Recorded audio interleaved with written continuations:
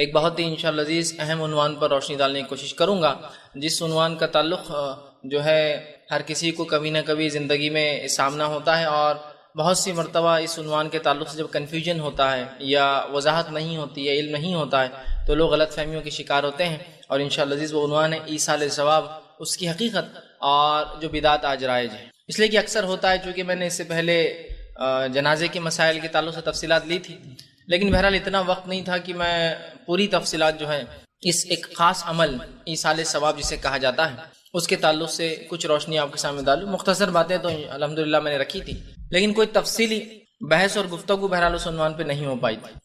اور بہت سارے لوگوں نے جو اکثر سوال کیے موت کے تعلق سے، اس میں اکثر سوال موت پہ نہیں تھے، وہ موت کے بعد کے اعمال پہ ہی تھے کہ وہ ایصال کر سکتے ہیں یا قرآن خوانی۔ مطلب یہ تھا کہ لوگوں کو اشکالات میت سے زیادہ میت کو ثواب پہنچانے کے تعلق سے، کہ مر تو گیا انسان لیکن اب ثواب کیسے پہنچائیں۔ اور ایک عجیب سسٹم اور رواج ہمارے سماج میں دکھائی دے رہا ہے، وہ یہ ہے کہ جب انسان زندہ ہوتا ہے اس کی خدمت کر کے ثواب پانے کا اتنا جذبہ نہیں نظر آتا جتنا انسان کے مرنے کے بعد ایصال کرنے کا جذبہ نظر آتا ہے۔ مثال کے طور پر کسی کے دادا بیمار ہیں، نانی بیمار ہے، پھپھو بیمار ہے، چاچی بیمار ہے، مامی بیمار ہے، رشتہ دار بیمار ہے، تو جب بیماری میں دوا کی ضرورت ہے تو اس کے لیے پیسے کلیکٹ کر کے دینے میں وہ جذبہ نظر نہیں آتا۔ بیماری ہے، وسیلے چاہیے آپ کے پہچان اچھے ڈاکٹر سے تاکہ ان کا علاج سستے میں ہو جائے، وہ وسیلے دینے میں وہ جذبہ نظر نہیں آتا۔ بیمار کی خدمت میں فزیکل اس کو اٹھانا بٹھانا لٹانا جو ضرورت ہے، جو آپ کے محرم جن کو آپ ہاتھ لگا سکتے، یا بحالت مجبوری بیمار کو تو بہرحال ایک طبیب ہاتھ لگا سکتا ہے، وہاں وہ جذبہ نظر نہیں آتا خدمت میں۔ جو جذبہ وہی شخص اگر مر جائے تو اس کے لیے کھانا کھلانے میں پیسے جمع کرنے میں جذبہ، مر جائے تو اس کے لیے ایصال ثواب، خبر کو پکی کرنے، خبر پہ روشنائی کرنے، خبر پر پھول ڈالنے، خبر پر چادر چڑھانے، مرنے کے بعد قرآن خوانی کرنے، 21 کلو چنے یا 50 کلو چنے یا کھجور بانٹنے، وہ تمام میں جو جذبہ نظر آتا ہے وہ زندگی میں نظر نہیں آتا۔ یہ بات بہت اچھی ہے کہ ہم اپنے میت کی بھی فکر کرتے ہیں، اپنے مردہ لوگوں کی بھی فکر کرتے ہیں کہ اللہ ان کی کیسے مغفرت کرے، کیسے ان کو بخشے، ایک اچھی فکر ہے۔ لیکن ظاہر سی بات ہے اسلام میں زندہ کی اہمیت مردہ سے زیادہ ہے، کبھی بھی زندہ کی اہمیت مردہ سے زیادہ ہے، کبھی بھی یاد رکھیے۔ پہلے زندہ پھر مردہ۔ تو ایک انسان جس کے ایصال ثواب کے لیے آپ سب کچھ کر رہے ہیں، میں امید کرتا ہوں اس کی زندگی میں بھی آپ نے اس کی بیماری میں اور اس کی تکلیفوں کو دور کرنے سب کچھ کیا ہوگا۔ اب آئیے، ایک انسان جو زندگی میں بھی لوگوں کی مدد کر رہا ہے، اس جذبے کو سمجھتا ہے، اب موت کے بعد بھی وہ چاہتا ہے کہ اس شخص کی مدد کی جائے، اس شخص کو ایصال کیا جائے۔ تو اب ایصال کسے کہتے ہیں اس کی وضاحت کر دوں۔ ایصال کا معنی ہوتا ہے پارسل، توشہ، یا ایسی کوئی چیز جو بعد میں بھیجی جاتی جو سہولت کی ہو، جیسے کہ ایک انسان کام کو چلا جائے اور بعد میں اس کے لیے ایک ڈبہ بھیج دیا جائے جو کہ سہولت کی چیز ہے، اسے کھانا ملتا ہے اور اسے کام آتی ہے، ٹھیک۔ تو ایصال ثواب مطلب بعد میں ثواب کا بھیجا جانا جو کہ انسان کو فائدہ دیتا ہے، تو ثواب بھیجا جاتا ہے۔ تو ایصال ثواب کا معنی ہوتا ہے بعد میں کوئی ایسے اعمال کرنا جن اعمال کا بدلہ میت کو ملے، جن ثواب کا بدلہ میت کو ملے، یا میت کے گناہوں میں تخفیف ہو، دونوں ہی باتیں ہیں، یا تو نیکیوں میں اضافہ ہو اس مرنے والے کی، یا تو اس کے گناہ کم ہو۔ اس کے لیے کیا کرتے ہیں لوگ؟ ایصال کرتے ہیں، پارسل کرتے ہیں، توشہ بھیجتے ہیں، بعد میں وہ کرتے ہیں۔ اب ایصال ثواب کا ریئل کانسیپٹ تو یہ ہے، حقیقی معنی اور کانسیپٹ تو یہ ہے، زندگی میں ایسا کر کے چلے جاؤ کہ مرنے کے بعد بھی اس کا ثواب ملتا رہے۔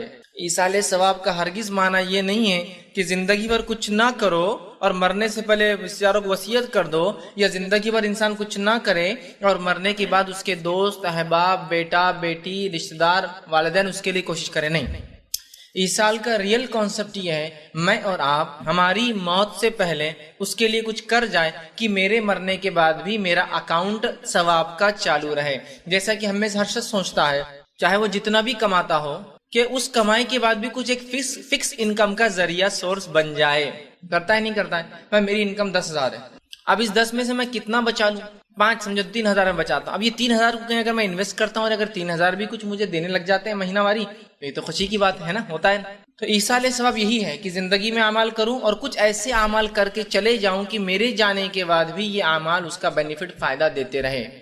افسوس کی بات ہے بر صغیر میں ہندوستان پاکستان غلط کانسیپٹ ہم میں یہ آ گیا کہ ایصال ثواب کا معنی یہ ہے کہ زندگی میں انسان جو چاہے کر لے اور پھر مر کھپ جائے اور اس کے رشتہ دار ایڑی چوٹی کا زور لگا دے اس کی مغفرت کروانے کے لیے. نہیں، ایصال ثواب کی مثال ایسی ہے ایکسٹرا مارکس کے جیسی ہے. جیسا کہ انسان ایگزام میں ہوتا ہے کہ اگر NCC لیتا ہے تو اس کو 2% مارکس ملتے ہیں، NSS میں جاتا ہے نیشنل سروسز دیتا ہے تو 5% مارکس ملتے ہیں، اسپورٹس کھیلتا ہے تو 5% مارکس ملتے ہیں نا.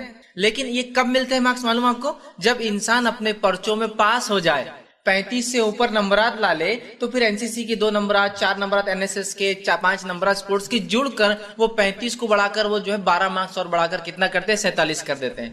لیکن اگر کوئی انسان فیل ہو جائے 30 تو اسپورٹس کے 5 مارک لگ کے وہ پاس نہیں ہو سکتا ہے، NCC کے 2 مارک، NSS کے 4 مارک لگ کے وہ پاس نہیں ہو سکتا ہے. تو لہٰذا ایصال ثواب تبھی فائدہ مند ہے جب زندگی میں اچھے عمل کر کے چلے جائے، رب کے یہاں مغفرت کے دروازے اس کے لیے کھل جائے اور اس کے بعد بھی ایصال ہوتا رہے. لیکن خالی ایصال کی وجہ سے مغفرت ہو کہ عقیدہ شرکیہ، موت توحید پر نہیں آئی، گناہ کے اوپر زندگی گزاری، تو یہ ایصال فائدہ نہیں دے سکتی. ہمارے پاس تو عقیدے کا کیا حال ہے بولنے کی ضرورت ہی نہیں ہے، اور پھر ایصال کا معاملہ چالو ہے. زندگی بھر لوگوں کو تکلیف پہنچایا، اذیتیں دی، ستایا، اور پھر اس کے لیے 50 قرآن 100 قرآن، کیوں؟ بہت گناہ گار تھے نا تو زیادہ ایصال. یہ ایکسٹرا مارکس ہے ایصال. تو ایصال ثواب کا ریئل کانسیپٹ سمجھنا ہے تو یاد رکھ لیجئے، مجھے میری زندگی میں اپنا ایصال ثواب تیار کر کے جانا ہے.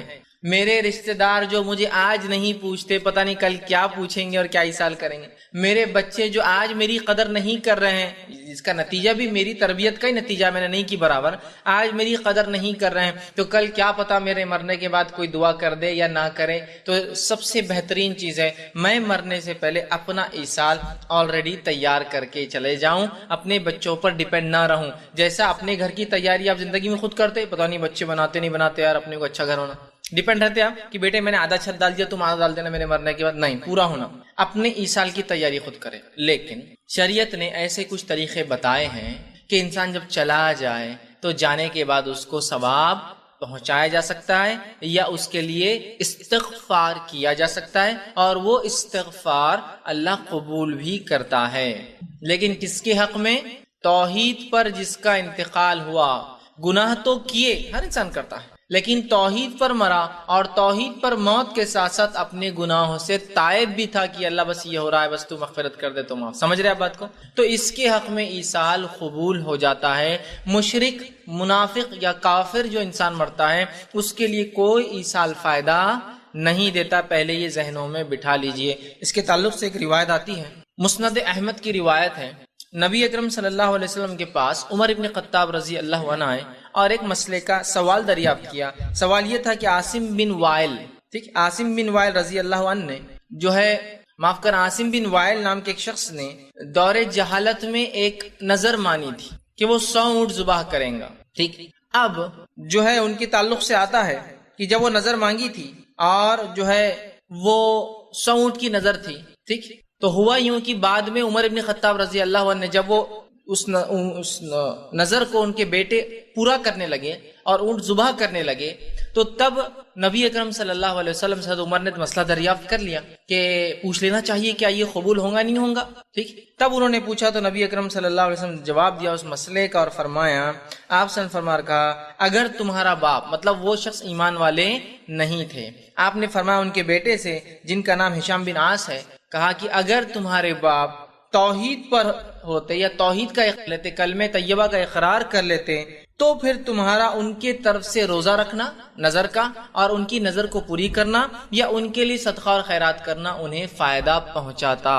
مطلب یہ ہوا کہ کوئی انسان اگر توحید پر نہیں مرا، آپ 100 اونٹ ذبح کیجئے، 1,00,000 اونٹ ذبح کیجئے، ہزاروں اور کروڑوں روپے صدقہ دیجئے، اس کو رتی برابر بھی فائدہ نہیں ہوتا ہے، یاد رکھیے. تو پہلی شرط کیا ایصال کے لیے؟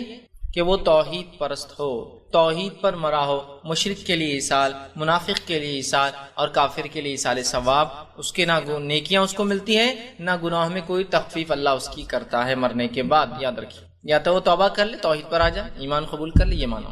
تو یہ بات واضح ہونا چاہیے. دوسری چیز جو ہے کہ اب اور کیا چیزیں ہیں جو میت کو ثواب دے سکتی ہیں، تاکہ اگر شرعی نکات ہمیں پتہ چل جائے. ورنہ ہوتا ہی ہے کہ ہم میں سے اکثر لوگ افراط اور تفریط کے شکار ہیں. افراط اور تفریط سمجھتے ہیں آپ؟ یا تو آگے بڑھ جاتے ہیں یا تو پیچھے رہ جاتے ہیں. مطلب جو ڈیفائنڈ باؤنڈریز ہے اسلام کی اس کو ہم کبھی بھی یا تو اوپر جاتے ہیں یا تو پیچھے رہتے ہیں. بہت سے لوگ ہم میں سے ایسے ہیں جو ہر چیز ایصال کر رہے ہیں. کلمہ طیبہ 70,000 ایصال کر رہے ہیں, کوئی 1,00,000 ایصال کر رہا ہے, کوئی 1,24,000 بار جو ہے مختلف تسبیحات پڑھ کر ایصال کر رہا ہے. ٹھیک ہے, کچھ لوگ جو ہے وہ چنے ایصال کر رہے ہیں, کچھ لوگ جو ہے مختلف درود پڑھ کر ایصال کر رہے ہیں, کچھ لوگ قرآن پڑھ کر ایصال کر رہے ہیں, کچھ لوگ نوافل پڑھ کے ایصال کر رہے ہیں, سب کر رہے ہیں. تو یہ تو ایکسٹریم ہو گئے, مطلب یہ کوئی شریعت کی حد میں نہیں ہے اور کچھ بھی کر رہے ہیں. کچھ لوگ ایسے بھی ہو گئے کہ ان کو لگا کہ یہ لوگوں نے بدعتیں اتنی کی, انہوں نے سیدھے سے ایصال کا انکار ہی کر دیا. ارے ایصال کچھ ہوتا ہی نہیں, زندگی میں جو ہے کر لو. نہیں, اسلام ان دونوں کے بیچ میں, اس بات کو ہم کو سمجھنا ہے. نہ افراط نہ تفریط, نہ آگے بڑھنا ہے نہ پیچھے رہنا ہے, یاد رکھیں. ٹھیک ہے, تو اصل کانسیپٹ کیا ہے ایصال کا, ریئل کانسیپٹ کیا ہے, اس کانسیپٹ کو میں رکھنے کی جو کوشش کروں گا. تو پہلی وضاحت تو میں نے کر دی, اپنے زندگی میں اپنے ایصال کا سامان تیار کر لو. دوسرا, مشرک کے لیے ایصال قبول نہیں ہوتا, نہ مغفرت کی دعا نہ کوئی ثواب. اب آئیے اس کے بعد کون کون سی چیزیں ایصال بن سکتی ہیں. تو پہلی چیز نیک اولاد, یہ ایصال بن سکتی ہے جو آپ کے لیے دعا کرے. دوسرا, صدقہ جاریہ, ایسا کوئی کام کر کے گئے ہو جس کا فائدہ بعد میں بھی لوگ اٹھا رہے ہو. تیسری چیز جو ہے کوئی جو ہے اشاعت دین کے لیے کوئی کام کر کے گیا ہو, جیسے کہ مسجد کی تعمیر کر دی ہو یا مسافر خانہ بنا دیا ہو. ٹھیک, یا پھر کوئی علم چھوڑ کر گیا ہو جس علم سے بعد میں لوگ فائدہ پہنچاتے ہیں. اب آئیے وہ حدیث آپ کے سامنے رکھ دیتا ہوں. یہ ابن ماجہ کی روایت ہے. ابو ہریرہ رضی اللہ عنہ حدیث کے راوی فرماتے اور کہتے ہیں رسول اکرم صلی اللہ علیہ وسلم فرمایا اور کہا کہ آدمی کی وراثت سے 3 چیزیں سب سے بہترین ہیں. آدمی کی وراثت سے مطلب وہ جو چھوڑ کر جاتا ہے ان چیزوں میں سے 3 چیزیں سب سے بیسٹ ہیں. وہ کیا کیا ہے آپ سن لیجئے. کیا فرمائے, نیک اولاد جو اس کے لیے دعا کرے. وراثت میں نیکی کے لیے, ایصال کے لیے جو بیسٹ چیز آپ چھوڑ کر جا سکتے ہیں وہ کیا ہے, نیک اولاد. کیا اس ایصال کے لیے ہم تیار ہیں؟ اللہ ماشاءاللہ کچھ لوگ بول سکتے ہیں ہاں کہ واقعی میں میرے بچے میرے لیے دعائیں مغفرت کریں.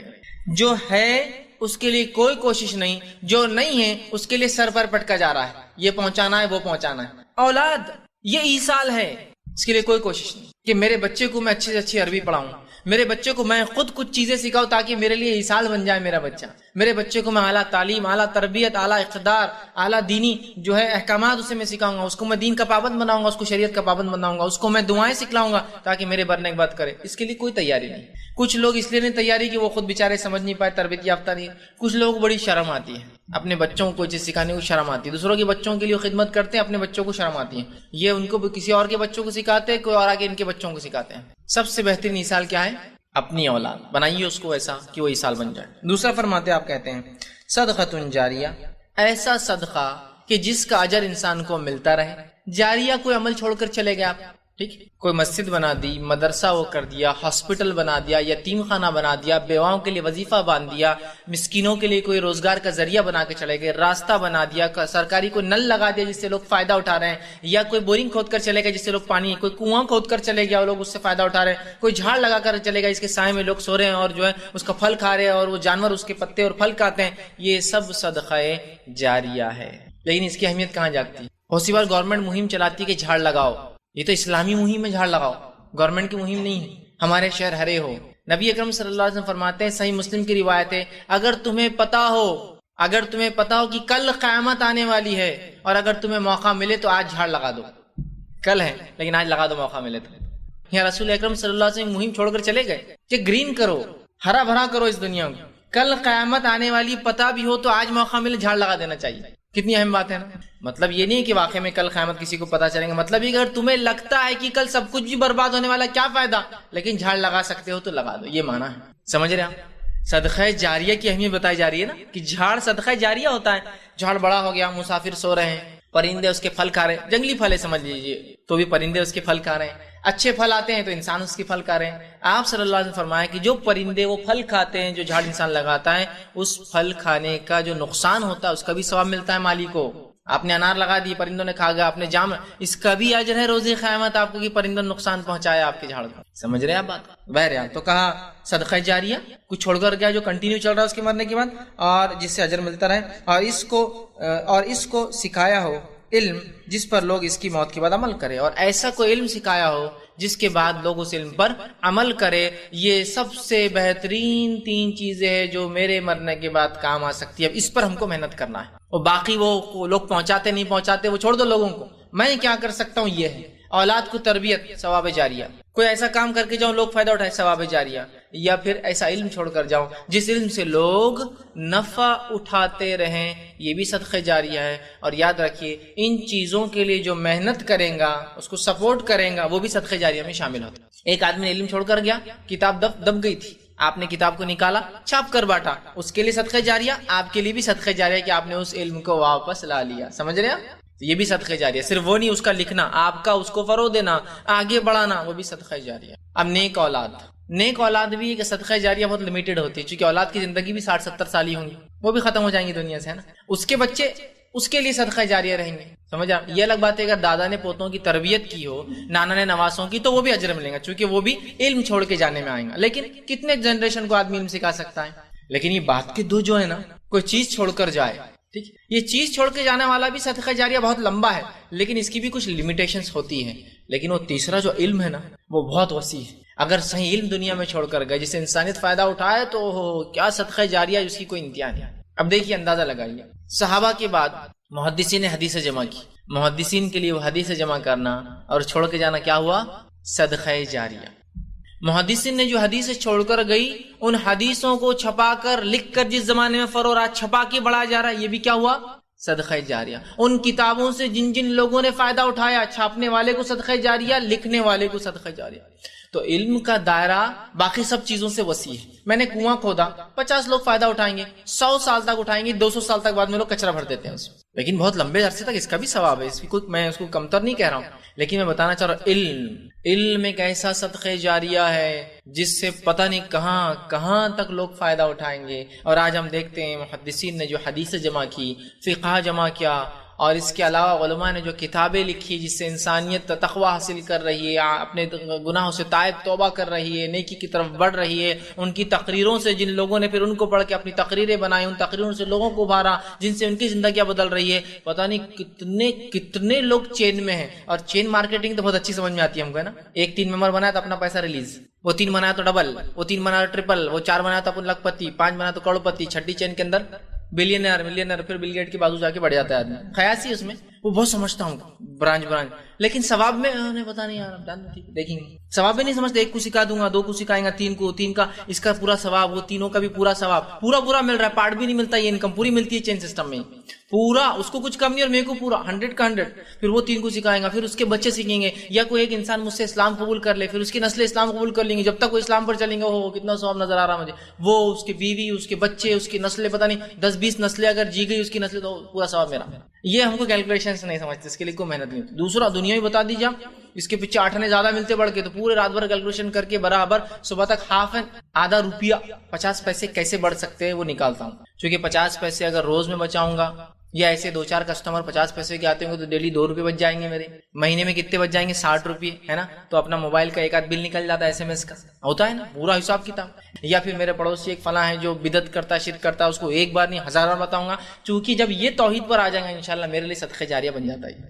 ایک صدقہ جاریہ کا پلان تیار ہوگا، اپنا دوسرے کے پیچھے بڑھ گئے. پھر دنیا میں تو ایسے ہی ہوتا ہے نا بھائی، ایک سسٹم چل گیا، بزنس بہت اچھا چل رہا تھا، آپ بڑھ جاتے کہ سکون سے اگلا سسٹم چالو، اپنا یونٹ چالو کر رہے ہیں. ایک مسالے اچھے چل گئے، دوسرا سسٹم، ایک دکان ہے دوسرا، دوسری ہوگی تیسرا، تیسری ہوگی چین سسٹم، میگا، یہ مارکیٹ وہ مارکیٹ، یہاں اسٹور، ہے نا، سب بڑھاتے ہیں نا. تو دنیا میں بھی یہ ایک ثواب جاریہ تو ہو گیا اپنا، ان کو توحید پر لا لیا. اب دوسرا کیا ٹارگیٹ ہے اپنا؟ چلو ان کو کریں گے. کیونکہ دنیا میں جیسے ہم آگے بڑھتے رہتے ہیں، دین میں بھی تو بڑھتے ہی رہے نا، دن اور رات کی. تو ہم کو یقین نہیں کہ پتہ نہیں اس کا اجر اور بھی کوئی ہو سکتا ہے، نہیں میرے کو فل چاہیے اور کچھ، تو ویسا اجر تلاش کیجیے. تو اولاد کو پکڑ لی سب سے پہلے، بیٹے تم ہی سالے بولنا، تم سیدھے ہو جاؤ، نیک کام کچھ چھوڑ کے جانے کی تیاری میں رہیے. ہر آدمی اپنے استاد کے حساب سے کچھ نہ کچھ چھوڑ کر جا سکتا ہے. اور علم تو ایک ایسی چیز ہے، اس کے لیے کوئی پیسہ بھی نہیں لگتا ہے. اس کو پھیلانے میں کیا، کسی کو غیر مسلم کو بیٹھ کے توحید کی دعوت دینے میں کوئی مشقت ہے آپ کو؟ کوئی آپ کو مار رہا ہے اٹھ کے وہ ماریں گے، بہت لوگ مل کے جان لے لیں گے، نہیں ہوتا. علم ہو سکتا ہے وہ ایک بات اس کے دل میں راسخ ہو جائے، پتہ نہیں زندگی کس مرحلے میں پھر توحید پرست ہو جائے. تو صدقہ جاریہ کے لیے یہ تھے، اس لیے میں اتنا زور دے رہا ہوں اس پہ. یہ امپورٹنٹ صدقہ جاریہ، اس کو پکڑ لیجئے، مت چھوڑیے اس کو، یہ سب سے اہم ہے. اب یہ تینوں کے بیسس پہ باقی حدیث ہے پوری، تعمیرات کرے، مسجد بنائے، سب اسی صدقہ جاریہ میں آ گیا، مسجد بنانا، تعمیرات. تو اصل بیسس صدقہ جاریہ کے صرف 3 ہیں، اس کے علاوہ اور کچھ نہیں ملتا مجھے ریئل صدقہ جاریہ. تو اس ریئل صدقہ جاریہ کے لیے پورا زور, ایڑی چوٹی کا زور لگا دیجیے کہ یہ کر کے جائے, کچھ نہ کچھ اس میں سے اپنے لیے تیار کر کے جائے. نیک اولاد, اس میں لڑکا اور لڑکی کا فرق نہیں, نیک اولاد. ٹھیک. اس کے بعد صدقہ جاریہ, کچھ ایسا کام جس سے انسانیت میرے جانے کے بعد بھی فائدہ اٹھائے, کتنا ہی چھوٹا ہو. ہر آدمی کی استاد کے اعتبار صدقہ جاریہ بدلیں گا.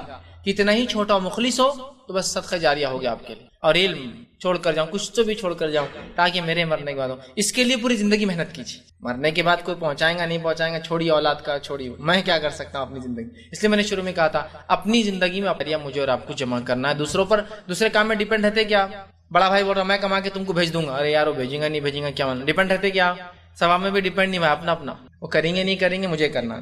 دوسری روایت میں جو کہ صحیح مسلم کی, ابو ہریرہ رضی اللہ عنہ فرماتے اور کہتے ہیں رسول اکرم صلی اللہ علیہ وسلم فرمایا مرنے کے بعد انسان کے اعمال ثواب کا سلسلہ منقطع, ٹوٹ جاتا ہے, ختم ہو جاتا ہے, بند ہو جاتا ہے, لیکن 3 چیزوں کا ثواب میت کو مرنے کے بعد بھی ملتا رہتا ہے. پہلا صدقہ جاریہ, دوسرا لوگوں کو فائدہ اٹھانے والی کوئی چیز دے کر گیا ہو, تیسرا کوئی علم تیسرا اولاد چھوڑ کر گیا ہو جو اس کے مرنے کے بعد جو ہے اس کے لیے دعا کرے. اس میں بھی وہی بات آ گئی. تیسری روایت آتی ہے جو کہ ابن ماجہ کی ہے, نبی اکرم صلی اللہ علیہ وسلم فرمایا, ابو ہریرہ رضی اللہ عنہ حدیث کے راوی آپ نے فرمایا کہ مومن آدمی کے مرنے کے بعد جن اعمال اور نیکیوں کا ثواب ملتا رہتا ہے وہ یہ ہے, وہ اتنی باتیں ہیں. اور اس حدیث میں جو ہے آپ نے 5 باتیں بیان کی, لیکن پھر وہ تینوں میں سے ہے, وہ الگ نہیں ہے کچھ. کیا ہے دیکھیے, پہلا فرمایا پہلا وہ ہے جو علم ہے جو لوگوں کو سکھلا کر یا پھیلا کر گیا ہو. دوسرا فرمایا نیک اولاد ہے جو اس کے پیچھے اس نے چھوڑ گیا ہو. تیسرا فرمایا قرآن کی تعلیم جو لوگوں کو سکھائی ہو, تو یہ علم میں آ گیا, آلریڈی علم کا آ گیا, اس میں آ گیا.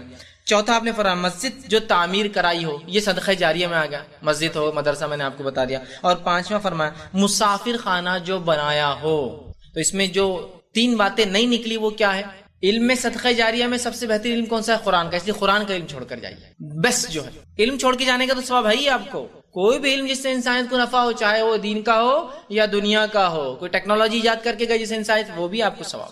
لیکن اس میں سب سے افضل علم کون سا ہے, قرآن کا. اس کے بعد صدقہ جاریہ تعمیرات کے معاملے میں جو 2 چیزیں خاص بتا دی وہ کون کون سی ہے. ایک مسجد تعمیر کرے, چونکہ لوگ عبادت کریں گے اور پتہ نہیں وہ مرکز ہوں گی, وہاں جو ہے لوگ جمع ہوں گے, وہاں مشورے ہوں گے, اس بنیاد پر محلے کی اصلاح کے کام ہوں گے, اور کیا کیا کچھ نہیں ہوں گا, ہے نا. تو یہ ایک آپ کے لیے ثواب جاریہ ہوگا. اور ایک خاص ایمفسائز دیا گیا کیا, مسافر خانے بنانا. لیکن آج بہرحال یہ سب چیزیں ہمیں سمجھ میں نہیں آتی, ورنہ پچھلے زمانوں میں لوگوں نے الحمدللہ ان کو جزائے خیر دیا. بہت سے لوگ فائدہ بھی اٹھاتے, فلاں مسافر خانہ میں جا کے آپ رہتے ہوں گے نا, کہیں نہ کہیں شہر میں جاتے ہوں گے, سستا بھی رہتا, اچھا بھی رہتا. وہ صدقہ جاریہ کسی کا کیا ہوا ہے کہ لوگ آئے, فائدہ اٹھائے, مینٹیننس کو جو خرچہ ہوتا ہے لے لیا کیجیے لوگوں سے. سمجھ آپ, صدقہ جاریہ ہے. تو خاص طور سے علم میں قرآنی علم, تعمیرات مسجد, اور اس کے بعد آپ نے خاص زور دیا مسافر خانوں پر. چاہے پھر بیت اللہ میں لوگ حج کے لیے آئے تو وہاں کے مسافر خانے ہوں, یا کسی شہر مسافر خانے ہوں جہاں لوگ آ کر اس سے فائدہ اٹھائے. اور امت مسلمہ میں یاد رکھیے جب مسلمانوں کی حکومت تھی, ان مسافر خانوں کا چلن اتنا عام تھا کہ چپے چپے پہ مسافر خانے تھے جو لوگوں نے وقف کر رکھے تھے کہ جو مسافر آئے ان کو کرائے کی ضرورت ہی نہ پڑے ہمارے شہر. نہ صرف مسافر خانے بلکہ گھوڑوں کے باندھنے کے کھوٹے, اور ساتھ میں گھوڑوں کے کھانے کا سسٹم, اور ساتھ میں اس مسافر کے لیے بھی کھانے کا سسٹم تیار ہوتا تھا کہ مسافر جہاں رہیں گا, شہر والے لائیں گے کہ مہمان ہیں, اس کے گھوڑے جانور کو تک کھانا کھلاتے تھے. اس حد تک نظام تھا. آج بہرحال یہ تمام چیزیں ختم ہو گئی, چونکہ الگ ہی سال ثواب تیار ہو گیا ہمارے لیے. یہ سب ضرورت کا ہے ہم کو, ماڈرن ہے نا ہم تو, دین ماڈرن سب سے ماڈرن ہے, اور وہ جب آیا تھا سب سے ماڈرن تھا, اور قیامت تک یہی رہنے والا. اب اس میں کوئی تبدیلی نہیں, اب یہی کہاں ثواب جاری, اب دوسرے اپن کریں گے. مرنے کے بعد بیٹے 100 قرآن پڑھ دو, 50 رکعتیں پڑھ لینا, یہ کر دینا, یہ سب پتہ نہیں ہوگا. جو ہوتا ہے وہ یہ آئیے آگے. اسی طرح جو ایک اور روایت آتی ہے صحیح مسلم کی حدیث ہے, ابو ہریرہ رضی اللہ عنہ اس کے راوی آپ فرماتے اور کہتے ہیں کہ ایک آدمی نبی اکرم صلی اللہ علیہ وسلم دریافت کیا, میرا باپ وصیت کیے بغیر فوت ہو گیا ہے اور مال چھوڑ گیا ہے. میرے والد وصیت کیے بغیر فوت ہو گئے, انتقال کر گئے, اور پیسہ چھوڑ گئے, مال چھوڑ گئے. میں اس کی طرف سے صدقہ کروں تو کیا اس کے گناہ معاف ہوں گے؟ تو کیا میں اس کی طرف سے صدقہ کروں وہ مال, تو کیا اس کے گناہ معاف ہوں گے؟ آپ نے فرمایا ہاں. اور بالکل سیدھی ریلیشن والی بات ہی نہیں. انسان جو کماتا ہے اس کا اسے اجر ملتا ہے. اس آدمی نے کمایا بغیر وصیت کے مر گیا, لیکن وارث نے اس کے نام سے خرچ کر دیا تو اس کو ثواب ملے گا, ظاہر سی بات ہے. اور وارث کو بھی ملے گا, کیوں؟ اس لیے کہ وہ وارث کا حصہ تھا, لیکن وارث پھر بھی اس کے نام سے خرچ کر رہا ہے. سمجھ رہے ہیں بات کو؟ لیکن اس میں یہ چیز کا دھیان دے, بہت سی بار میں نے دیکھا جب وراثت کا معاملہ آتا ہے تو بھائی کیا کرتے ہیں, معلوم, وراثت لے لیتے اور بولتے بہنوں کا وراثت صدقہ کر دیا ابا کے نام سے, چونکہ تم کو ابا نے جہیز دیے تھے نا, یہ کیے تھے نا, وہ کیے تھے نا, تو تمہاری صدقہ اور ہماری ہم لیں گے. ارے واہ, یہ کون سا اصول ہوا بھائی؟ صدقہ تو اپنے مال سے خرچ ہوگا، بہنوں کا صدقہ کر سکتے آپ؟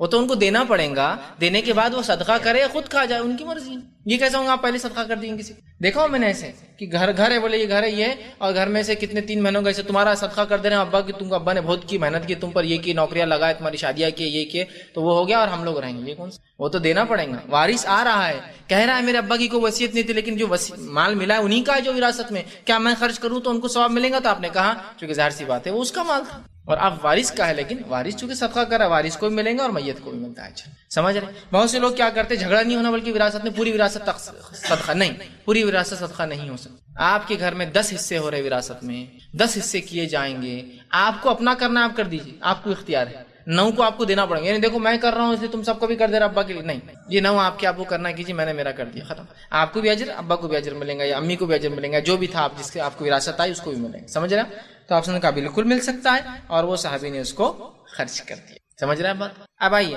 اسی طرح مسند احمد کی روایت ہے، جو ہے سعد بن عبادہ رضی اللہ عنہ حدیث کے راوی فرماتے ہیں کہ نبی اکرم صلی اللہ علیہ وسلم ایک روایت سے عرض کیا گیا، اللہ کے رسول میری ماں فوت ہو گئی۔ ایک صحابی نے آ کے کہا اور فرمایا کہ مطلب انہوں نے ہی عرض کیا، معاف کرنا سعد بن عبادہ نے، کہ میری والدہ کا انتقال ہو گیا ہے، کیا میں ان کی طرف فوت شدہ کی طرف کچھ، میری جو ہے ماں جو فوت ہو گئی ہے، کیا میں اس کی طرف سے صدقہ کروں؟ آپ صلی اللہ علیہ وسلم فرمایا ہاں تم صدقہ کرو اس کی طرف سے۔ تو انہوں نے سوال کیا، حضرت سعد بن عبادہ نے رضی اللہ عنہ نے کہ دریافت کیا کہ کون سا صدقہ بہتر ہے؟ تو آپ نے فرمایا پانی پلا لوگوں کو، پانی پلا لوگوں کو، اس لیے کہ عرب میں سب سے اشد ضرورت پانی کی ہوتی ہے، پانی کی بڑی آج نہیں ہے لیکن اس زمانے میں تھی۔ تو محدثین اس کی شرح میں لکھتے ہیں جو چیز جس زمانے میں سب سے زیادہ ضرورت کی ہو اس کو دینا چاہیے۔ اگر آج بھی پانی کی کمی تو پانی کیجیے، ورنہ آج حال یہ ہے کارپوریشن کے لل پانی دھڑا دھڑ لا کے گرا رہے آپ کے اس میں، لیکن پھر بھی ایک آدمی بولتا ہے میں بور ماروں گا اس کے بازو، ضرورت نہیں ہے نا۔ اب پانی تو ایکسٹرا ہے، حدیث میں پانی کا لفظ ہے، لیکن پانی سب سے زیادہ اہم ضرورت تھی۔ حالت تو یہ تھی کہ ایک پانی سے کئی بار وضو کرنا پڑتا تھا، آپ کو معلوم؟ ایک تش میں پانی لے کے صحابہ وضو کرتے، اس تش میں وضو کر کے گرتا، پھر اوپر کا حصہ ہٹاتے، پھر نیچے کے پانی سے وضو کرتے، یہ حال تو تھا۔ پانی پینے کے لیے، جانور کے لیے بہت اہم تھا، یاد رکھیں، ٹھیک ہے؟ تو لہٰذا پانی آج کے دور میں جو سب سے زیادہ ضرورت آپ کو لگتی ہو اس میں آپ ڈالیے۔ پانی آج ہم جس علاقے میں نیڈ نہیں ہے، ہاں کوئی کہے کہ میرے پاس پیسہ اور کیا میں افریقہ میں بورنگ کھداؤں، بہت افضل عمل، بالکل کھدائی جائے۔ وہاں پینے کا پانی اتنا گندا ہوتا ہے، لوگ اتنے گندے پانی پی کے زندگی جی رہے، جن پانیوں کو ہم نالی کا سمجھتے وہ لوگ پی رہے ہیں۔ تو میں کہوں گا بہت آپ کے اثر رسوخ ہے، آپ کو لنک ہے، اور بڑا سستا بھی ہوتا ہے وہاں کا، آپ کرائیے افریقی غریب ممالک میں، جہاں ایک بورنگ سے پتہ نہیں پورا شہر فائدہ اٹھا سکتا ہے، ایسا کر سکتے ہیں، وہ کوئی مسئلہ نہیں، آج ہی وہاں ضرورت ہے۔ لیکن آج باقی علاقوں میں، اورنگ آباد جیسے علاقوں میں، مہاراشٹر کے علاقے میں کہاں ضرورت ہے پانی کی؟ وہ ضرورت نہیں ہے کہ انسان مر جا رہے ہو پانی نہ ملے جیسا عرب میں ہوتا تھا۔ لیکن بہرحال یہ بھی ایک کام ہے، آپ کر سکتے ہیں، لیکن یہی ایک کام نہیں صدقہ جاریہ کہ ورنہ ہر کوئی میت مرتے ایک بورنگ کھدانا، ارے مسجد میں 2 بورنگ ہو گئی، نہیں میرے باپ کی بھی لی نا، تیسری بورنگ، چوتھی بورنگ، وہ بولتے ہیں کتنے بورنگ کرائیں گے، ختم ہو گیا نا معاملہ، نہیں کہیں اور نہیں کرانے کا، یہاں بہت لوگ آتے ہیں کراتے ہم بورنگ، کیوں تو حدیث میں پانی کا لفظ ہے، لیکن ضرورت وہاں جہاں بورنگ کرا رہے نا، اس بورنگ کرنے والی کبھی حالت دیکھ کے کبھی اس کو دے دینا صدقہ کہ یار تو گھر بنا لے اپنا 25,000 لے لے میرے سے، کیا زندگی گزارتا ہے۔ میں وہی کہہ رہا ہوں نا، میت کے لیے جو تڑپ ہے نا، زندوں کے لیے تڑپ باقی نہیں رہی ہم میں۔ وہ بورنگ کرنے والا پتہ نہیں وہ سڑی ہوئی روٹیاں کھا رہا ہے، پتہ نہیں کہاں سے لا کے سکی ہوئی ڈبا کے، دیکھیے مشین کے نیچے سوتے رہتے، کبھی وہ خیال نہیں آتا کہ بورنگ ثواب جاریہ کے لیے اگر اس انسان کی زندگی بنا دوں گا تو یہ کیا ثواب جاریہ ہو، وہ کیلکولیشن ہی نہیں رہا، بس معاملہ الگ ہی ہے ہمارا تھوڑا سا۔ وہ ٹارگٹ کیجیے اپنے آڈینس کو، ثواب کو ٹارگٹ کیجیے، کہاں مجھے کرنا ہے، کس سے میں حاصل کروں اور کتنا مجھے لینا ہے ثواب۔ جیسا ہم منافع کیلکولیٹ کرتے، ثواب بھی کیلکولیٹ کیجیے ہر چیز کے اندر۔ اسی طرح نیک اولاد جو کچھ بھی کام کرتی ہے اس کا ثواب از خود بخود والدین کو مل جاتا ہے، اس کے لیے کوئی عمل کرنے کی ضرورت نہیں۔ بہت سی بار لوگ پوچھتے ہو کیا کرنا صدقہ جاریہ کے لیے، ایسا پہنچانے کے لیے، تو بہت سے لوگ کو بھی کام کرتے بولتے ہیں اللہ اس عمل کا فائدہ ابا کو دے دیں، اس عمل کا فائدہ امی کو دے دیں، دعا کرتے ہیں۔ اچھا آپ کوئی کام کیا کبھی بھول گئے تو ارے اس سال کرنا بھول گیا، میں ابا کو پہنچانا بھول گیا، ایک بڑا کنفیوژن ہوتا ہے، اور لوگ ہر اللہ اس کا ثواب ابا کو، اس کا ثواب امی کو، اس کا ہر چیز کے لیے، اور اگر کسی دن بھول گئے تو ارے آج تو اس سال چلا گیا۔ اب جان لیجیے آپ جو بھی کام کریں گے بغیر آپ کے بولے کہ آپ کے والدین کو آٹومیٹک اس سال پہنچ جائیں گا۔ یہ سسٹم بہت اپڈیٹڈ ہے، ہائیلی کھٹاکھٹ ہی پہنچاتے رہتا ہے آپ کو، ہائیلی اپڈیٹڈ سسٹم ہے یہ بولنے کی ضرورت نہیں اللہ ان کو، کیوں؟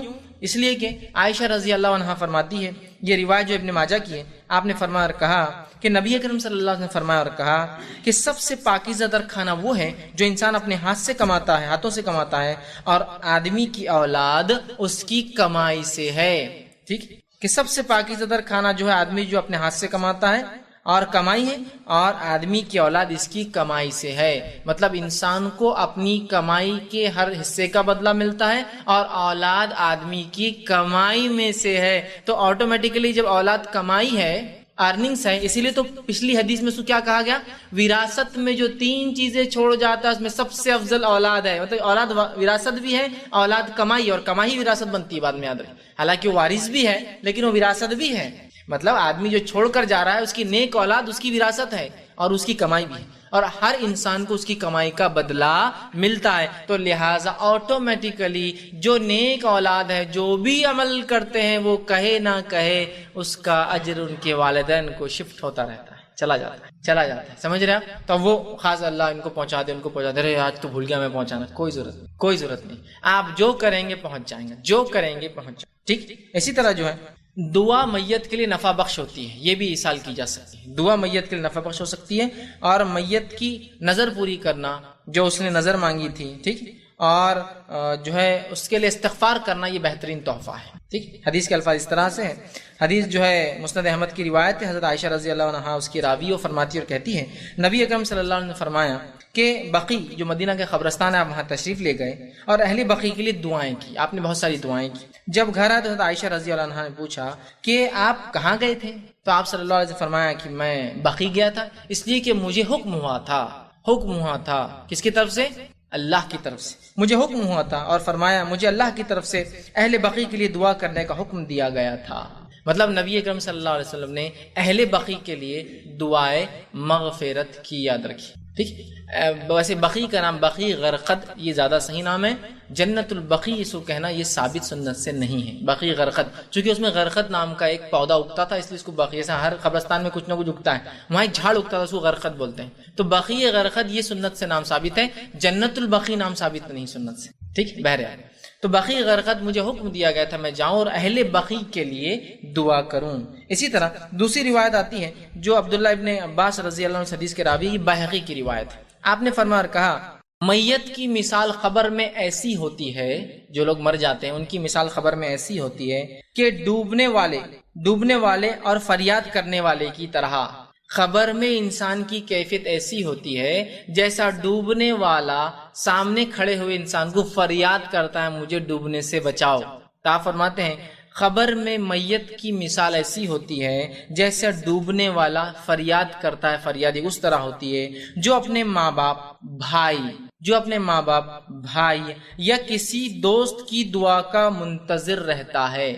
مطلب جیسا ڈوبنے والا سامنے بچانے والے سے منتظر رہتا ہے کہ تم مجھے بچاؤ، اسی طرح ایک میت قبر میں منتظر ہوتی ہے، انتظار کرتی ہے کہ اس کے ماں باپ اگر زندہ ہو تو، اس کے دوست، اس کے بھائی، اس کے دوست، یا دوست سے مراد کوئی بھی رشتہ دار بھی اس میں انکلوڈ ہو جائیں گے، ظاہر سے جب دوست کا درجہ آگے رشتہ دار ہے، وہ انتظار کرتا ہے، منتظر ہوتا ہے کہ کوئی اس سے دعا دے دے، اس کے لیے دعا کرے، پہنچا دے۔ تو آپ منتظر رہتا ہے، جب اسے دعا پہنچتی ہے تو اسے دنیا کی ہر چیز سے زیادہ محبوب ہوتی ہے۔ اور جب اسے کوئی دعا دیتا ہے، اللہ میرے دوست کی مغفرت کر، میرے چچا کی مغفرت کر، میرے ماموں کی مغفرت کر، میرے والدین کی مغفرت کر، میرے جو بھائی کی مغفرت کر، اللہ ان مسلمانوں کی مغفرت کر، اللہ ان شہداء کی، آپ جب بھی کرتے ہیں تو وہ انسان کو اتنی خوشی ہوتی ہے، یا اس کا معنی ہوتا ہے خوشی ہوں گی روز قیامت، چونکہ اب تو وہ عالم برزخ میں، یا واللہ عالم چونکہ غیب کا معاملہ ہے، اتنی خوشی ہوتی ہے جتنی خوشی دنیا میں کسی چیز کے پانے سے انسان کو نہیں ہوتی ہے۔ تو کیا ہم اپنے میت کے لیے دعا نہیں کریں گے؟ اور ایسا بہترین سسٹم کہیں سے بھی کیجیے، چاند پر بھی اگر جانے کا موقع ملے وہاں سے بھی کیجیے تو یہ پہنچ جاتا ہے، ورنہ ہی غلط فہمی۔ اب خبر کے پاس نہیں جاتے دعا کیسے کریں گے؟ کوئی ضرورت نہیں کسی کی خبر کے پاس جانا اور دعا کرنے کی، آپ کہیں سے بھی کیجیے، اے اللہ ان لوگوں کی مغفرت کر، اس زمین والوں کی، اس زمانے والوں کی، ان لوگوں کی، فلاں شہداء کی، فلاں مجبور کی، فلاں مسکینوں کی، فلاں لوگ جو فلاں ظلم میں مارے گئے، فلاں لوگ جو فسادات میں مارے گئے، اے اللہ ان قبرستان والوں کی، اللہ میرے بھائی کی، اللہ میرے چچا کی، میرے رشتہ داروں کی، میرے والدین کی، میرے سرپرستوں کی، میرے استاد کی، جس کے لیے بھی آپ کریں گے اس کو اتنی خوشی ہوتی ہے، وہ انتظار کرتا ہے اس دعاؤں کا، اتنی خوشی ہوتی ہے کہ دنیا میں جو کچھ تھا یا دنیا میں جو سب سے محبوب زیادہ پسند ہے اس سے زیادہ اس کو پسند ہوتا ہے۔ ٹھیک، آگے فرماتے بے شک اہل دنیا کی دعا سے اللہ تعالیٰ اہل قبور کو پہاڑوں کے برابر اجر ادا کرتا ہے۔ اہل دنیا کی مطلب جو دنیا میں لوگ زندہ ہے، ان زندہ کی دعا کی وجہ سے اللہ رب العزت قبر میں دفین لوگوں کو پہاڑوں کے بڑے بڑے برابر اجر دیتا ہے۔ تو کیا یہ اجر نہیں پہنچائیں گے؟ کچھ دوسرے پہنچانے کے چکر میں لگے ہیں، یہ ہے جو پہنچتا ہے، یہ پہنچ رہا ہے۔ تو پہاڑوں کے برابر اجر اللہ سبحانہ تعالیٰ ان کو پہنچاتا ہے۔ مردوں کے لیے زندوں کا بہترین تحفہ ان کے لیے استغفار ہے۔ مردوں کے لیے سب سے بہترین گفٹ جو آپ دے سکتے ہیں تحفہ، وہ ان کے لیے استغفار کا معنی کیا ہوتا ہے؟ ان کے لیے دعا کرے اللہ ان کے گناہوں کو معاف کر، ان کے درجوں کو بلند کر، انہیں جنت میں اعلیٰ مقام دے، اسے کہتے ہیں استغفار۔ تو سب سے بہترین گفٹ جو میت کو آپ دے سکتے اور جو میں دے سکتا ہوں زندہ ہونے کے ناطے، وہ کیا ہے؟ دعائے مغفرت۔ یہ کہاں ہو رہی ہے ہم سے؟ یہ سب ملتا ہے، جو نہیں ملتا ہے اس کے چکر میں لگے ہم، چیئیں اور چنے اور کھجور اور قرآن اور کیا کیا ہم کر رہے ہیں۔ یہ ہے جو ملتا ہے۔ یہاں کہیں اب تک آیا قرآن پڑھ دے تو مل جاتا ہے، 2 رکعت نفل پڑھ دے تو مل جاتا ہے؟ آئے گا اب تک؟ یہ بدنی عبادتیں نہیں ملتی، کچھ ملتی ہے، آ رہا ہے تذکرہ اس کا، بس ختمے بہ چکی، اور تھوڑی باتیں ہیں جو ملتا ہے، اس کے بعد بات ختم ہو جائیں گی۔ یہ ملتا ہے، اس کے علاوہ نہیں ملتا۔ اس کا مطلب یہ جب بتا دیا مطلب یہ ملتا ہے، اس کے علاوہ نہیں ملتا ہے۔ آگے آئیے، ابو ہریرہ رضی اللہ عنہ فرماتے ہیں، یہ مسند احمد کی روایت، آپ نے فرمایا اور کہا رسول اکرم صلی اللہ علیہ وسلم نے فرمایا کہا، اللہ عز و جل جنت میں نیک آدمی کا درجہ بلند فرماتا ہے۔ اللہ عز و جل جنت میں ایک نیک آدمی کا درجہ بلند کر دیتا ہے، اس کے مقام بڑھا دیتا ہے۔ تو وہ آدمی عرض کرتا ہے، اے اللہ، یا اللہ، یہ درجہ مجھے کس لیے حاصل کر دیا آپ نے؟ کیوں میرا مقام آپ نے بڑھا دیا، جبکہ میں تو اس کا اہل نہیں ہوں، اس لائق نہیں ہوں، اور نہ میرا نام عال میں کوئی ایسی نیکیاں نظر آ رہی ہے جو مجھے یہ مل جائے؟ چونکہ وہاں تو ایک ایک حساب چلیں گا نا، ہر آدمی کی پاکٹ میں کتنا اس کے حیثیت سے چیزیں خریدتا ہے نا، تو آپ کو اس کے بکٹ دیکھ کے سمجھ میں آتا ہے جو مال میں کسی کیا حیثیت ہوگی، کیا ضرورت ہے، ہوتا ہے نا۔ اب اس کو بھی پتا ہے میرے ہے ہی نہیں میرے پاکٹ میں یہ چیز جو مجھے مل رہی ہے، تو پوچھیں گا ایسا کیوں ہو رہا ہے؟ تو اللہ فرمائیں گا، وہ کہیں گا اللہ کیوں حاصل؟ اللہ تعالیٰ فرماتا ہے تیرے بیٹے نے تیرے لیے استغفار کیا ہے، تیرے بچے نے استغفار کیا، بول کے تیرا درجہ بلند ہو گیا۔ بیٹے کی دعا ملتی ہے، لیکن کہاں ہوتا ہے یہ ہم سے؟ بیٹے سے کہاں ہوتا ہے؟ بیٹیاں بہت کر رہی ہیں حدیث میں الفاظ، لیکن بیٹے کا ہے، بیٹی کی بھی ملیں گی انشاءاللہ۔ لیکن دیکھیے حدیث میں الفاظ آتا ہے، باپ کی دعا بیٹے کے حق میں رد نہیں ہوتی، کہ تو عموماً باپ بیٹے کے لیے دعا اور بیٹا باپ کے لیے دعا کرتے نہیں۔ کیوں؟ شرم آتی نا، ہم لوگ مرد ہیں نا، عورتوں کو نہیں آتی۔ عورتیں دیکھیے پل پل دعائیں دے رہی، تم کو اللہ اچھا رکھو۔ بہت کم مرد آپ کو ملیں گے جو دعائیں دیتے ہیں، یا اپنے بیٹے کو دعا دیتے ہو کسی کو آپ نے دیکھا؟ ارے میرا ہی جان دو، اس کو کیا دعا دینے کا، اپنا ہی چاہیے۔ ہاں، اپنی کوئی دعا کا فائدہ ہے۔ دیکھیں حدیث میں باپ کی دعا بیٹے کے حق میں رد نہیں ہوتی، اور بیٹے کا استغفار بھی اگر مرنے کے بعد باپ کے لیے کرتا ہے تو رد نہیں ہوتا ہے، پہنچا دیا جاتا ہے۔ چونکہ مرد کم کرتے ہیں۔ دیکھیے دعاؤں کی عادت ڈالی تب تو باپ کو دے سکیں گے اور تب باپ بیٹے کو دے سکیں گے، دعا کی عادت نہیں ہے تو پھر مشکل ہو جاتا ہے۔ تو شرم آتی، شرم کے لیے کیا اب اتنی عظیم چیز چھوڑ دیں گے، ہاتھ سے نہیں چھوڑنا چاہیے۔ بہرحال تو وہ جو ہے استغفار بیٹے کا، اس سے باپ کا درجہ بلند ہوتا جاتا ہے۔ ٹھیک، اسی طرح جو ہے میت کی طرف سے اگر کوئی منت کے روزے، فرضی روزے جس کو بولیں، اگر باقی رہ گئے ہو، ٹھیک، تو ورثہ اگر اس کو رکھی تو میت کو اس کا بھی جو ہے ثواب ملتا ہے، چونکہ نظر پوری کرنا واجب ہے۔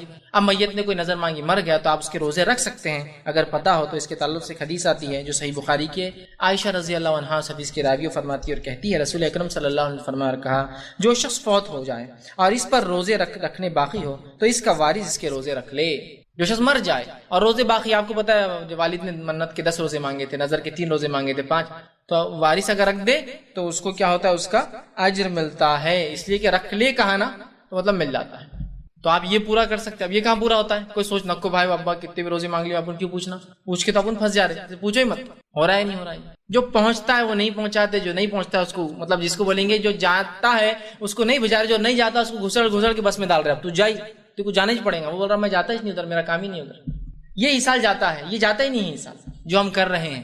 جو پہنچتا ہے اس کو پہنچائیے۔ اسی طرح جو ہے میت کی طرح، میت نے اگر کوئی ایسی نظر مانگی ہو جو شرعی نظر ہو، غیر شرعی نظر پوری نہیں کر سکتا، وہ حرام ہے۔ شرعی نظر مانگی ہو، ایسا روزے تو ایک چیز ہے، اس کے علاوہ کوئی نظر مانگ لیا، اللہ اس کو صدقہ دوں گا، پڑوسی کو یہ کام کر دوں گا، اس کو چھوڑ دوں گا، اس کی نوکری میں لگا کے دے دوں گا اگر اللہ میرا ایک کوئی نظر، کوئی بھی شرعی نظر مانگی ہو، عبادت کے معاملے میں کچھ بھی شرعی نظر مانگی ہو، اور اگر وہ پورا نہ کر سکا ہو، اس کے وارث پورا کرے تو اس کو ثواب ملتا ہے۔ آئیے حدیث اس طرح سے ہے، یہ صحیح مسلم کی روایت ہے، نبی اکرم صلی اللہ علیہ وسلم فرماتے ہیں، اور عبداللہ بن عباس رضی اللہ عنہ اس حدیث کے راوی کہتے ہیں کہ حضرت سعد بن عبادہ رضی اللہ عنہ نے رسول اللہ صلی اللہ علیہ وسلم سے اپنی ماں کی نظر کے بارے میں سوال کیا۔ ایک تو پہلے سوال کیا پہنچانا، آپ سوال کر رہے ہیں کہ ان کی والدہ کی کوئی نظر مانگی ہوئی تھی، منت مانگی ہوئی تھی، نظر کے بارے میں سوال کیا جسے پورا کرنے سے پہلے وہ فوت ہو گئی، تو آپ صلی اللہ علیہ وسلم نے فرمایا اپنی ماں کی طرف سے نظر پوری کر، مطلب وہ نظر کو آپ پوری کر دو۔ تو اگر آپ کی میت جو ہے کوئی نظر کر کے جاتی ہے جو جائز نظر تھی، اس نظر کو وارثین کیا کر سکتے ہیں؟ پورا کر سکتے ہیں۔ مثال کے طور پر اگر مجھے فلاں ہو جائے تو اللہ میں 1000 روپے صدقہ دوں گا، اب لیکن وہ نہیں فقیر ہے تو آپ والد والدہ کی طرف سے 1000 روپے صدقہ کر سکتے ہیں، اس کا اجر ملنا۔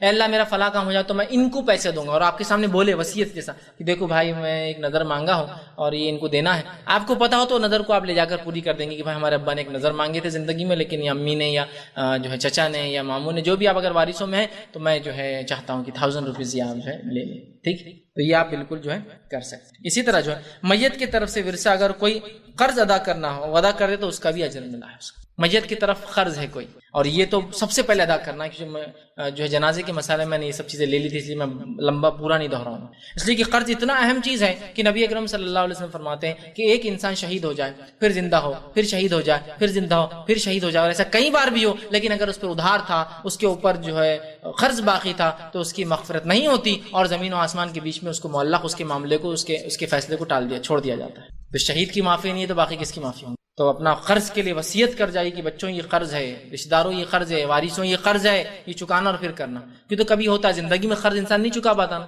جس گھر میں رہا وہی قرض پہ لیا ہے، لہٰذا مرنے کے بعد تو اس کو بیچنا ہے، تو وارث وراثت بننے سے پہلے قرض نکل جائے گا۔ تو گھر لیا تھا 5 لاکھ لے کے بنایا تھا، کچھ 1 آدھ لاکھ دے دیا، 4 باقی تھے، مر گیا تو اب دینا ہے تو گھر بیچیے، جب گھر بکیں گے ظاہر سی بات ہے کاسٹ تو زیادہ ہی آنے والی ہے، تو وارث اپنا حصہ لے، 4 لاکھ اس کو سب سے پہلے دیا جائے گا کہ بھائی 4 لاکھ آپ کے ادھار تھے نا، زندگی میں تو رہتے تھے اس وجہ سے نہیں دے پا رہے، مرنے کے بعد تو وارث اپنا اپنا کرے، لیکن میت کو ریلیز کر دے اس کے برڈن سے، اس کے قرضوں سے، اور اس کو نکال دے۔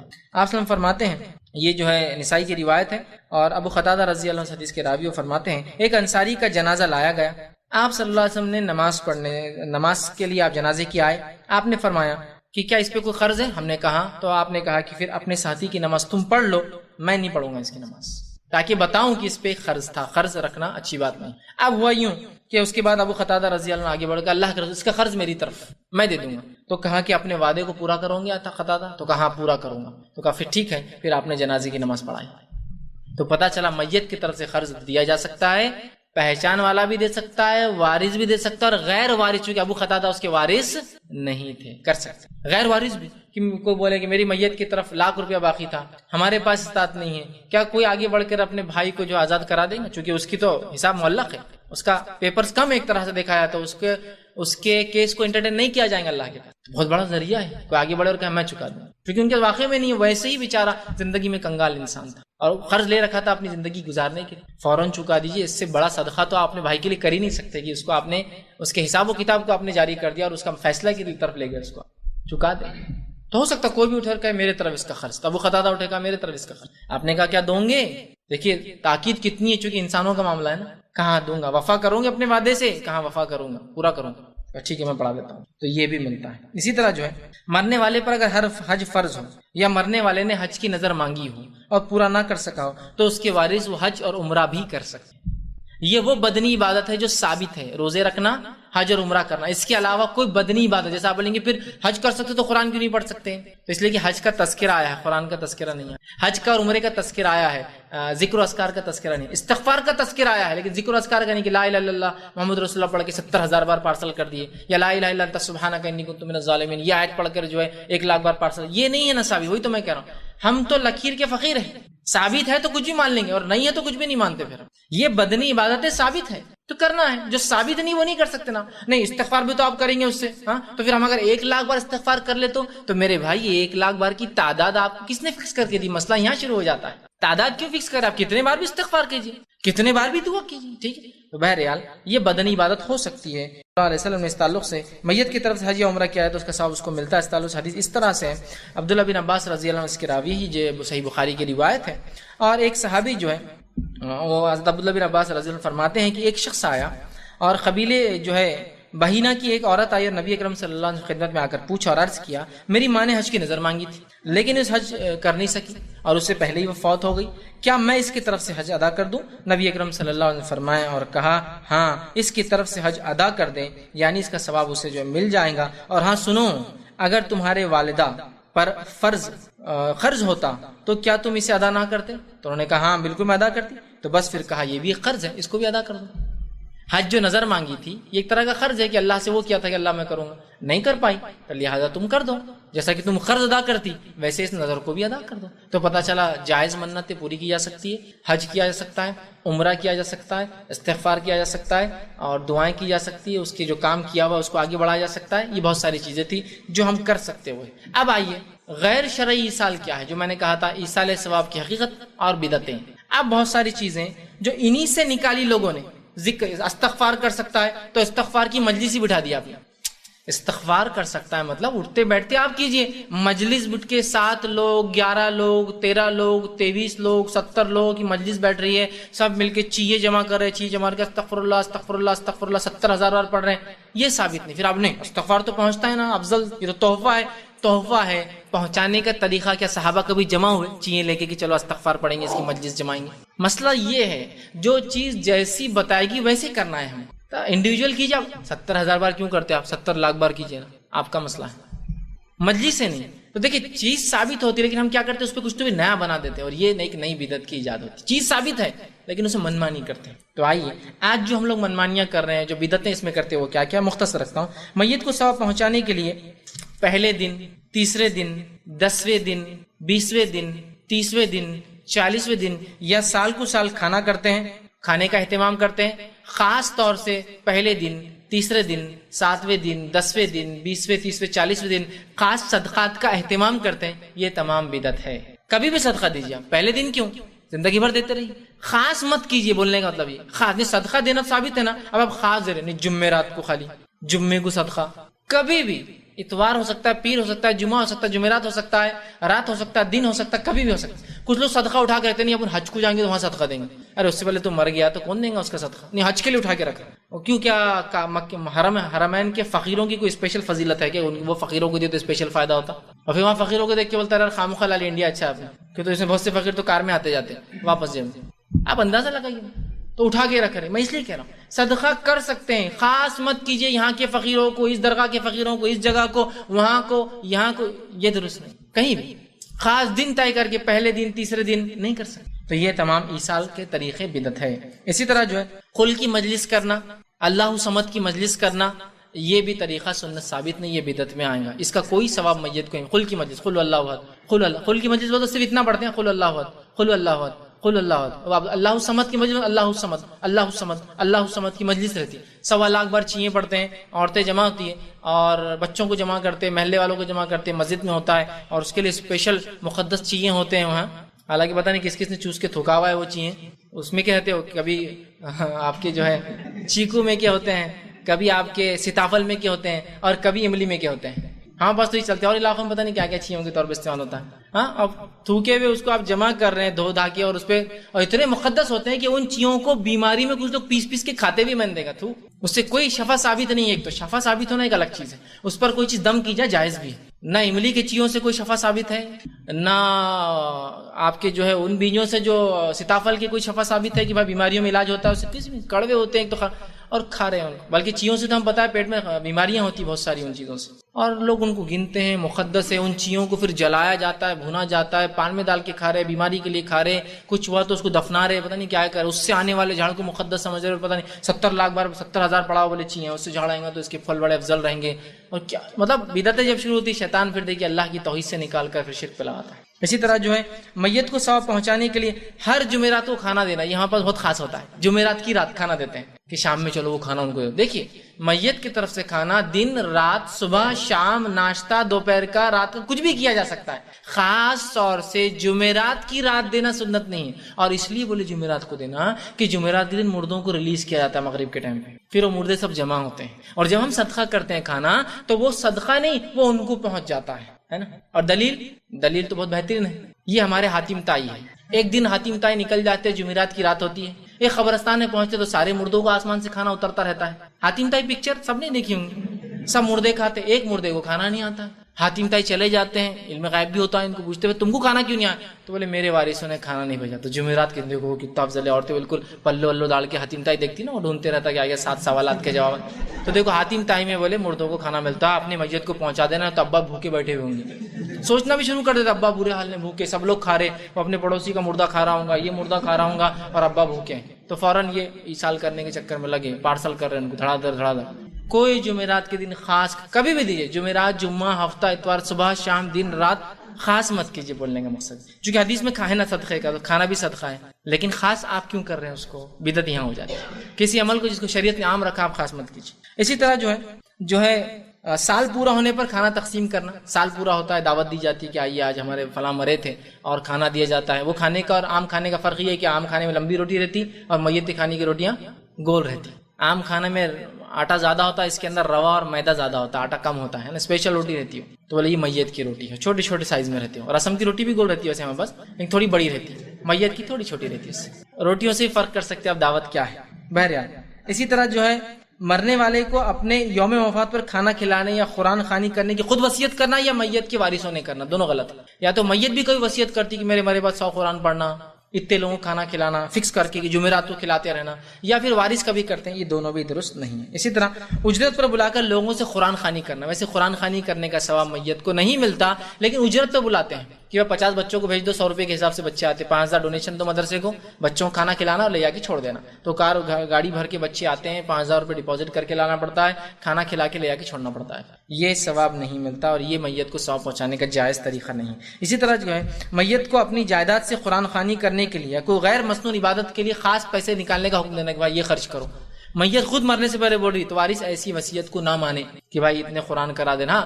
قرآن دینا صدقہ، مطلب قرآن خرید کر کسی کو پڑھنے دینا یہ تو صدقہ ہو سکتا ہے، اس لیے کہ آپ نے ایک کتاب دی جو کہ علم کے اندر ہے، لیکن پڑھوانا وہ درست نہیں، یاد رکھیے۔ اسی طرح میت کی طرف سے شعبان رمضان کے اندر خاص طور سے صدقات کرنا، خاص طور سے کبھی بھی صدقہ کیجیے، اللہ اجر دیں گے ان کو۔ خاص طور سے نہیں شعبان چل رہا، نہیں یہ رمضان چل رہا، نہیں یہ محرم چل رہا، یہ ایسا نہیں، آپ کبھی لے سکتے ہیں، خاص مت کی۔ اسی طرح برسی بنانا اور برسی کے موقع پر قرآن خوانی کرنا، کھانا کھلانا اور مٹھائیاں تقسیم کرنا، یہ بھی سب بدعت ہے، اور سمجھتے ہیں کہ میت کو ثواب ملیں گے۔ جو پسند کی مٹھائی ہے وہ لا کر کھلاتے ہیں لوگوں کو، پھر برسی کے دن کھانا ہوتا ہے، قرآن پڑھتے ہیں، ان تمام کا ثواب نہیں ملتا ہے، ٹھیک ہے۔ اسی طرح ہم دیکھتے ہیں قرآن پڑھ کر ثواب مردوں کو بخشنا، تقسیم کرنا، یہ بھی نہیں ملتا۔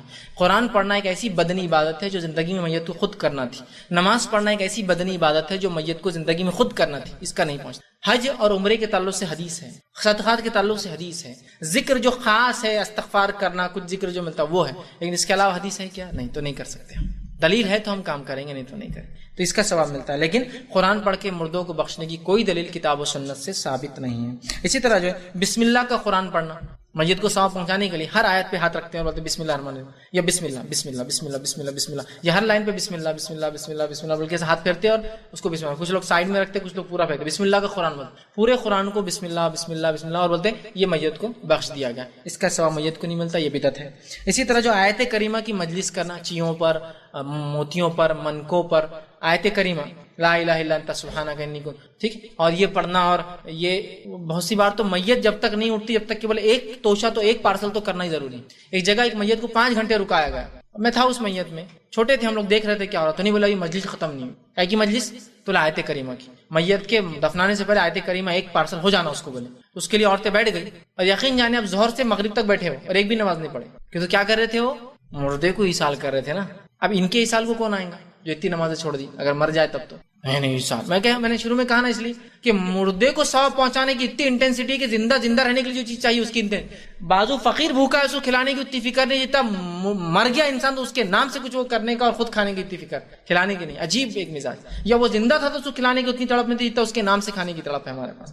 تو بہرحال وہ اس کو نہیں ملتا، یاد رکھیے۔ 1.25 لاکھ بار، 70,000 بار لا الہ الا اللہ کے لوگ توشے بنا کے پہلے سے رکھ دیتے ہیں، مطلب 70,000 بار ایک، 70,000 بار دو، 70 مطلب اسٹاک رہتا ہونا کہیں تو ورچوئل اسٹاک پورا بھرا ہوا رہتا ہے۔ اور حالت تو یہ کہ پارسل بھی کر دیتے ہیں، جیسی کسی کی موت کی خبر آئی، اے اللہ اسٹاک میں سے ایک ان کو، اور بولتے میں نے 70,000 تمہارے ابا کو شفٹ کر دیا بس، وہ بولتے شکریہ۔ بہت سے لوگ آتے بھی، بہت سی عورتیں ہوتی ہیں بوڑھی محلوں میں، ان کا آتے کہ وہ ہمارے ابا کا انتقال ہوگا، ایک پارسل کر دی 70,000 کا، بولتے ٹھیک ہے، وہ ایک 70,000 کا اسٹاک میں سے لیا اور آپ کو دے دیا۔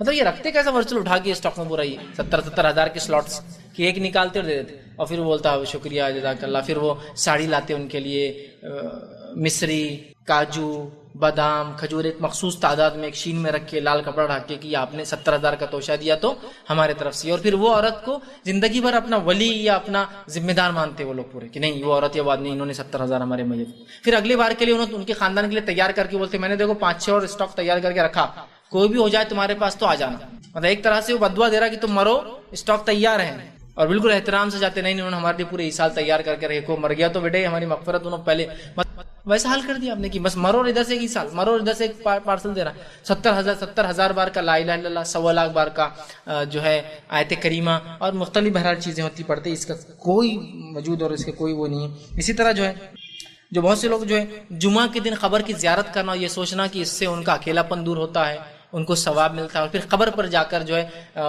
سر کی طرف سے سورہ بقرہ کی کچھ آیتیں پڑھنا اور پیر کی طرف سے پورا سورہ یاسین پڑھنا، یا آدھا سورہ یاسین سر کی طرف آدھا سورہ یاسین پیر کی طرف پڑھنا، یہ سنت ثابت نہیں، بلکہ قبرستان میں قرآن پڑھنے کی ممانعت ہے، منع ہے، نماز و قرآن نہیں ہوتا قبرستان میں، ٹھیک ہے، لیکن بہرحال لوگ کرتے ہیں اور خاص زیارت کرتے ہیں، اور جو زیارت نہ کرے بولتے رہے تم اپنے میت کو اکیلا چھوڑتے بیٹھے ہو، بیچارہ اکیلا رہتا ہوں، جمعے کے دن بھی تم ملنے نہیں آ رہے، اور پتہ نہیں کیا کیا عقیدے لگے۔ اسی طرح ہم دیکھتے ہیں کہ جو ہے جو ایک کام اور ہوتا ہے ہمارا وہ ہے کہ قبر پر جو پھول ڈالتے ہیں، یہ بڑا ہے، یہ آپ کے میت پر قبر پر جا کر پھول ڈالتے ہیں، کیوں؟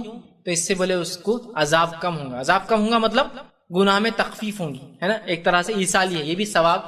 ایصال کیا ہوتا ہے؟ یا تو ثواب پہنچانا یا گناہوں میں تخفیف کرانا، اس کو ایصال بولتے ہیں۔ تو کیا ہے، وہ خبر پہ جاتے اور پھول ڈالتے، کیوں پھول ڈال رہے خبر پہ؟ یہ تو بولے یہ پھول ڈالنے سے حدیث میں آتا ہے، صحیح مسلم کی روایت، حوالے بڑے یاد رہتے اپنے وفات کہ وہ دو خبریں تھی، اللہ کے رسول وہاں سے گزرے اور کہا کہ ان دونوں پہ عذاب ہو رہا ہے، کوئی بڑی چیز کی وجہ سے نہیں، مطلب ایک گناہ جس کو معمولی سمجھتے تھے دونوں، ایک کو پیشاب کے چیٹوں کو، دوسروں کو چغل خوری کی وجہ سے، لہٰذا آپ نے ایک کھجور کی ٹہنی توڑی اور ٹہنی کو دونوں خبروں پہ رکھ دیا اور کہا کہ جب تک یہ ٹہنی ہری رہیں گی انشاءاللہ ان پر عذاب نہیں ہوگا۔ تو لہٰذا ہم بھی کیا کر رہے ہیں، ہمارے میت کی اور دوسرے خبروں پر بھی ثواب سب کا چاہیے نا، ان کو زندگی میں کبھی سب کو پھول نہیں دیے، پھل نہیں دیے، کھلا، لیکن ابھی ثواب چاہیے، سب کے خبروں پر بھی پھول ڈال دیتے ہیں اور اپنی میت کی خبروں بہت سے پھول ڈالتے ہیں، یہ بھی ایک بدعت ہے اور یہ ایصال کا طریقہ نہیں۔ کیوں بدعت ہے؟ یہ حدیث میں نہیں، میں بتاتا ہوں۔ حدیث میں اللہ کے رسول کو بذریعے وہی بتایا گیا تھا کہ 2 لوگوں پر عذاب قبر ہو رہا ہے، تیری میت پہ بھی ہو رہا ہے کہ عذاب قبر۔ جو لوگ قبروں پر پھول ڈالتے میں انہیں کہتا ہوں یہ میت سے بدگمانی کر رہے ہو۔ اچھا چلو بھائی، ہمارے ابا تو شرابی تھے، کبابی تھے، یہ تھے وہ تھے، تو ڈال رہا، جس کو سب سے بڑا ولی مانتا اس کے اوپر بھی چادریں چڑھا رہا تو لے جا کر بخشا، جو دوسروں کو بخشا رہا اس کے اوپر پھول ڈال رہا تو مجھے بولیے اب یہ بدگمانی ہوئی نہیں ہوئی میت کے ساتھ؟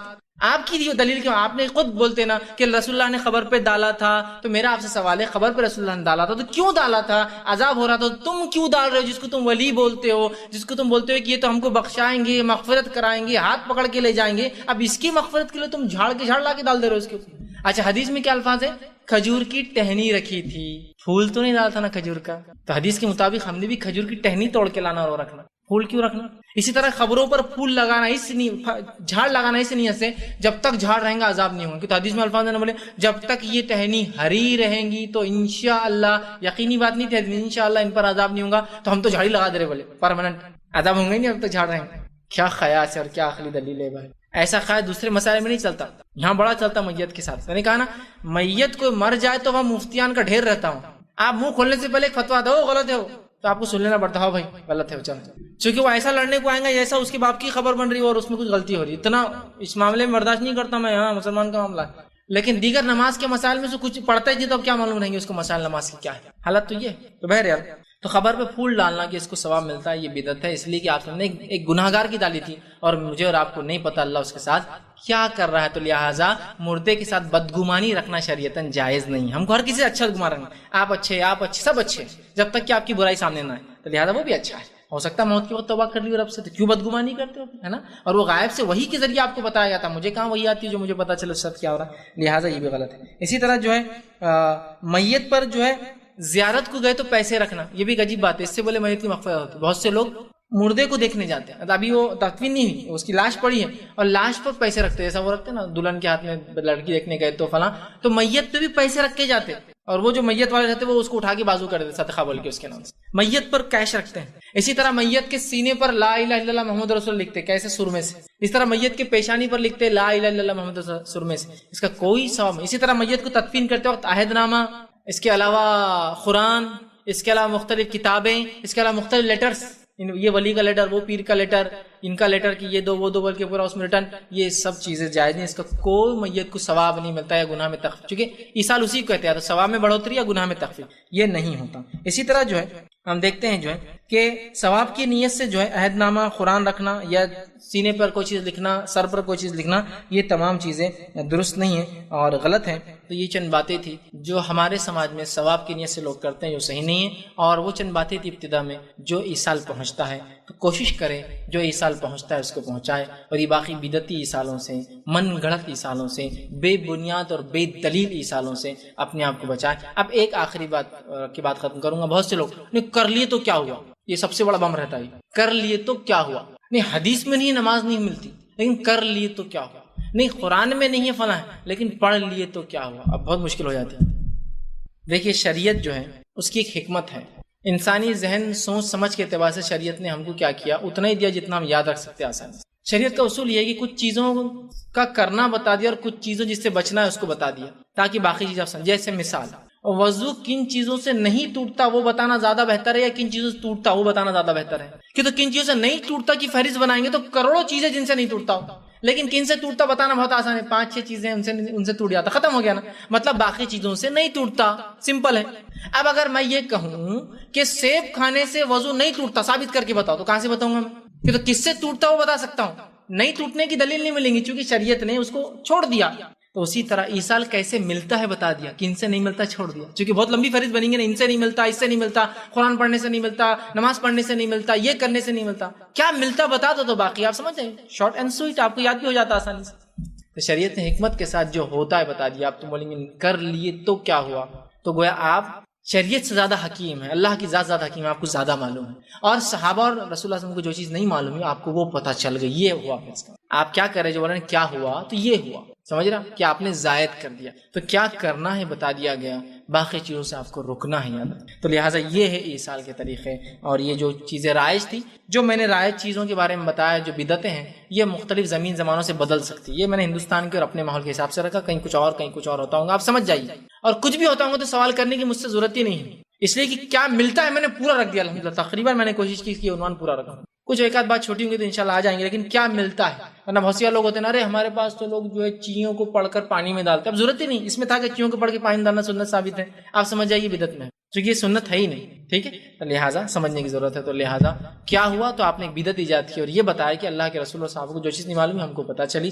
اسی پہ اپنی بات ختم کروں گا۔ اللہ رب العزت سے آخر میں دعا ہے کہ اللہ سبحانہ تعالیٰ کہنے سننے زیادہ عمل کی ہمیں توفیق عطا فرمائے، ہم تمام کے لیے جو ہے کتاب و سنت کو سمجھنا اور اس سے عمل کرنا آسان کرے، جب تک ہمیں زندہ رکھے، اسلام اور ایمان پر زندہ رکھے، خاتمہ ہمارا ایمان پر ہو۔ آخر دعوانا الحمدللہ رب العالمین۔